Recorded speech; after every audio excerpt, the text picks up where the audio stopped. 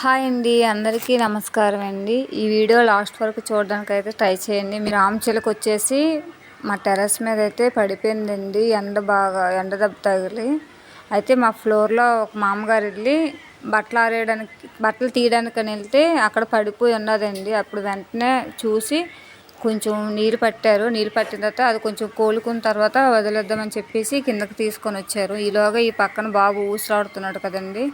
అమ్మ కాసేపు ఉంచుకొని తర్వాత వదులుదాం, బాగా నీరసంగా ఉందని చెప్పేసి ఇంట్లో ఇంకైతే తీసుకొని వచ్చామండి. దాని చిన్న రామచిలక అవ్వడం వల్ల అది తట్టుకోలేకపోయింది కాదు ఎండ దెబ్బ.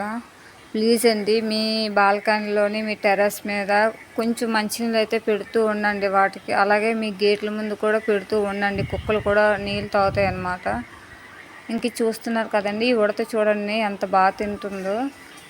ఇది వచ్చేసి మా తులసం పక్కన కొంచెం గోడ ఉంటుందండి. అయితే